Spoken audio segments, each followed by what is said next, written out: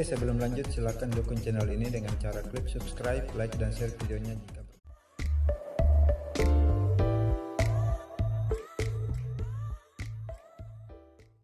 Kami menghimbau kepada saudara MRS agar mematuhi hukum, memenuhi panggilan penyidik dalam rangka pemeriksaan. Saya bersama pengacara akan datang ke Polda Metro Jaya, insya Allah. Tapi kalau mau hadir silakan hadir sini. Kita akan proses sesuai hukum, kita akan lakukan pemeriksaan sebagai tersangka yang bersangkutan dan akan kita keluarkan surat penangkapan. Negara ini butuh keteraturan sosial, kita butuh ketertiban sosial. Apalagi ormas tersebut melakukan tindak pidana, melakukan penghasutan, menyemburkan ujaran kebencian.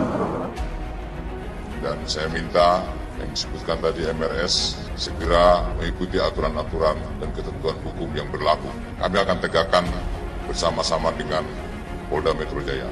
Terima kasih. Nanti belakang urusannya. Yang penting sekarang ini saya ada pemeriksaan terkait kerumunan. Nanti kita akan periksa yang bersangkutan sebagai tersangka dan kemudian kita lakukan penangkapan. Nanti upaya masalah penahanan itu adalah upaya daripada penyidik. Berakhirnya drama Imam Besar FPI Habib Rizik Syihab. Tidak ada satu kelompok atau ormas yang menempatkan dirinya di atas negara.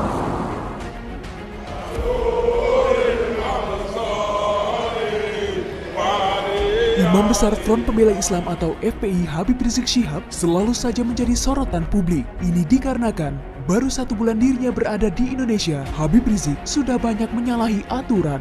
Secara kronologi, cerita tersebut dimulai ketika dirinya menginjakan kakinya di Indonesia, di mana para simpatisannya memadati Bandara Soekarno-Hatta hanya untuk menyambut kedatangannya, sehingga mengganggu lalu lintas jadwal penerbangan.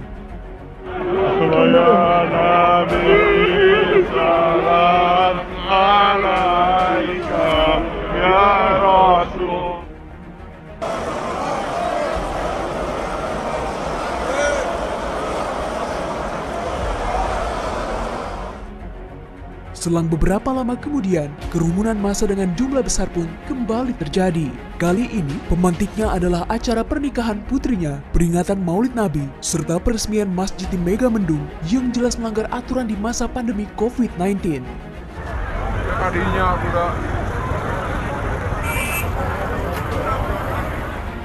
Di mana saat itu, pemerintah dan aparat keamanan seperti tidak berdaya untuk mengatasi kerumunan massa yang terus berulang. Dan Habib Rizik pun seperti makin bebas bertindak sesuka hati. Melihat peristiwa tersebut, Presiden Jokowi pun langsung memerintahkan jajarannya agar para pelanggar protokol kesehatan harus ditindak tegas. Sekali lagi, tugas pemerintah adalah mengambil tindakan hukum dan ketegasan aparat dalam mendisiplinkan masyarakat terhadap protokol kesehatan adalah keharusan. Sesuai dengan perintah Presiden, maka Kapolri langsung bergerak dengan mencopot jabatan 2 anak buahnya, yakni Kapolda Metro Jaya dan juga Kapolda Jawa Barat karena dinilai lalai dalam menjalani tugas. Ada 2 Kapolda yang tidak melaksanakan perintah dalam menegakkan protokol kesehatan, maka diberikan sanksi berupa pencopotan. Selain Kapolri, Panglima TNI pun turut andil dengan memberikan peringatan tegas bagi para pihak yang ingin mengganggu keamanan NKRI dengan provokasi. Jangan kita biarkan persatuan dan kesatuan bangsa itu hilang atau dikaburkan oleh provokasi dan ambisi yang dibungkus dengan berbagai identitas. Seluruh prajurit TNI adalah alat utama pertahanan negara untuk melindungi segenap bangsa dan seluruh tumpah darah Indonesia. Menanggapi pernyataan Panglima TNI, Pangdam Jaya pun langsung bergerak dengan mencopot semua baliho Habib Rizik yang dianggap memprovokasi rakyat. Dan ini akan saya bersihkan semua, akan saya bersihkan. Tidak ada itu baliho-baliho yang mengajak revolusi dan segala macam. Saya peringatkan.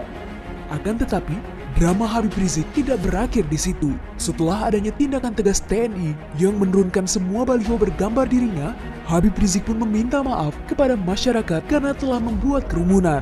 Dan banyak yang beranggapan dengan begitu maka masalah akan selesai. Itu saya minta maaf kepada semua masyarakat, lalu dalam kerumunan di bandara, di Tamburan, di Tebet, di Megamendung, terjadi suatu penumpukan yang memang di luar kendali. Namun, nyatanya semua itu hanya mimpi di siang bolong. Pendiri Ormas FPI ini tak hentinya memancing perbincangan publik. Meski telah meminta maaf, namun dirinya tetap mangkir dari panggilan kepolisian. Saudara MRS, ini saya tegaskan lagi, panggilan saksi pertama tidak datang, panggilan saksi kedua tidak datang. Hingga sebelum waktu panggilan kedua tiba, sebuah insiden terjadi di Tol Cikampek yang menewaskan 6 simpatisannya. Atas insiden tersebut, baik pihak kepolisian maupun pihak Habib Rizik memiliki versi kronologi yang berbeda. Yang menyerang anggota ini diidentifikasi sebagai Laskar Khusus yang selama ini menghalang-halangi proses penyidikan. Anggota yang terancam keselamatan jiwanya karena diserang, kemudian melakukan tindakan tegas terukur, sehingga terhadap kelompok yang diduga pengikut MRS yang berjumlah 10 orang meninggal dunia, sebanyak 6 orang. Untuk yang 4 lainnya melarikan diri. Beritahukan kepada teman-teman pers semua bahwa fitnah besar kalau laskar kita disebut membawa senjata api dan tembak-menembak. Laskar kami tidak pernah dibekali dengan senjata api. Kami terbiasa tangan kosong. Kami bukan pengecut. Maka sebelum adanya pembuktian di persidangan, peristiwa ini masih menjadi tanda tanya di kalangan masyarakat. Namun yang pasti, pasca peristiwa tersebut, Habib Rizik kembali mangkir.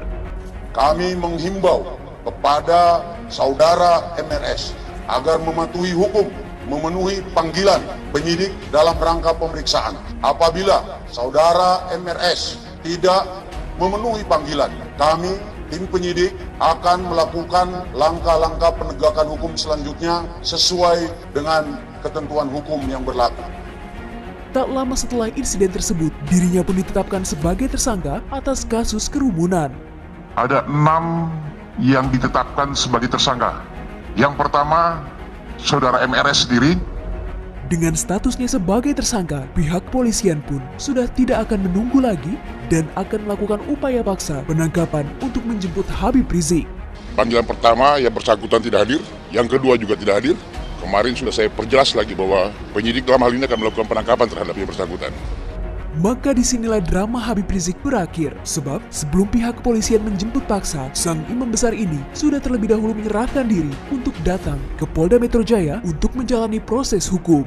Mungkin drama Habib Rizik telah berakhir, tetapi tidak dengan FPI, karena masih ada kasus tewasnya 6 laskar yang belum selesai.